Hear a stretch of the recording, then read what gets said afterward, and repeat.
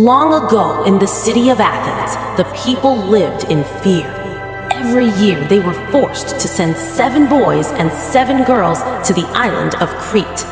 There, a terrible monster waited inside a giant maze called the Labyrinth. The monster was the Minotaur, and no one who entered the maze ever came back. One day, a brave prince named Theseus stepped forward. "I will go," he said. "I will defeat the monster and free our people from fear." When Theseus arrived in Crete, he met Ariadne, the daughter of King Minos. She admired his bravery and wanted to help him survive. She gave him a sword and a ball of thread. "Tie the thread at the entrance," she said softly. "As you walk through the maze, unwind it. After you defeat the Minotaur, follow the thread back out." Theseus thanked her and walked bravely into the dark labyrinth. Deep inside the maze, Theseus heard heavy footsteps and a terrifying roar. Take it. The Minotaur appeared, huge, powerful, and furious. But Theseus did not run. With courage and skill, he fought the monster. After a fierce battle, Theseus defeated the Minotaur and saved the people of Athens. Following Ariadne's thread, he safely found his way out of the labyrinth.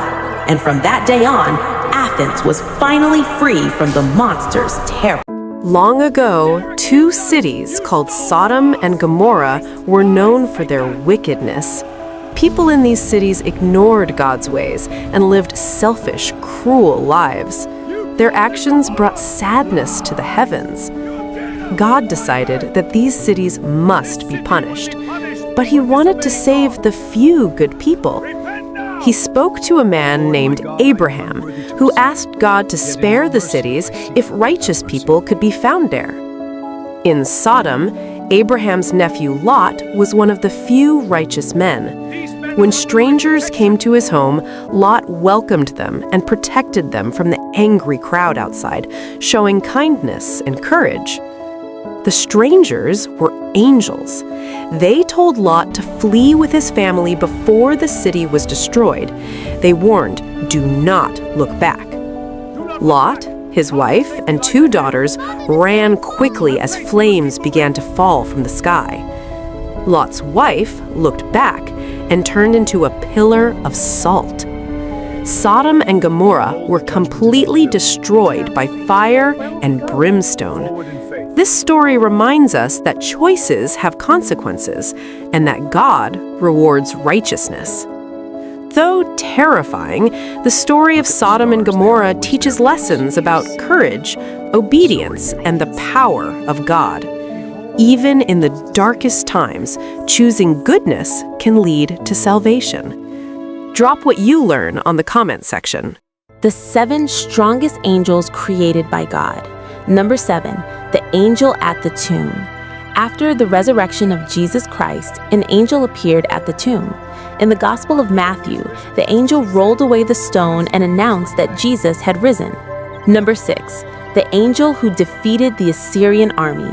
In the 2nd book of Kings, one angel destroyed a powerful Assyrian army in a single night.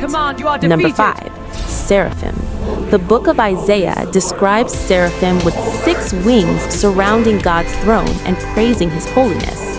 Number 4, cherubim.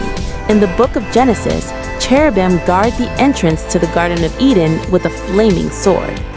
Number 3, the angel of the Lord. This powerful angel appeared to Moses in the burning bush in the book of Exodus. Number 2, Gabriel.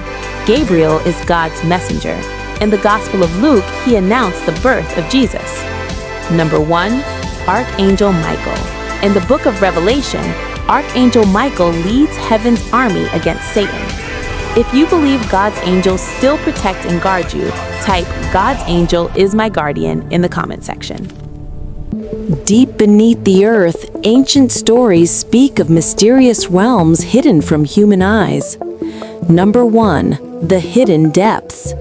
The Bible describes Sheol, a silent and shadowy place where the dead wait. It is a world of darkness and stillness, far away from the light of the living. Number 2, the place of judgment. The Bible also warns about a terrible place called hell, also known as Gehenna. It is described as a place of fire where evil faces judgment and where wickedness cannot escape God's justice. Number 3, the prison of giants. In ancient Greek legends, there was a dark abyss called Tartarus. This deep prison held the powerful Titans, chained after they lost a great war against the gods. Number 4, the chains of darkness. The Bible also says that fallen angels were cast into chains of darkness until the day of judgment, as written in the second epistle of Peter. Yet beyond all darkness, the promise remains. God's light will one day overcome evil forever. Drop your thoughts on the comments section.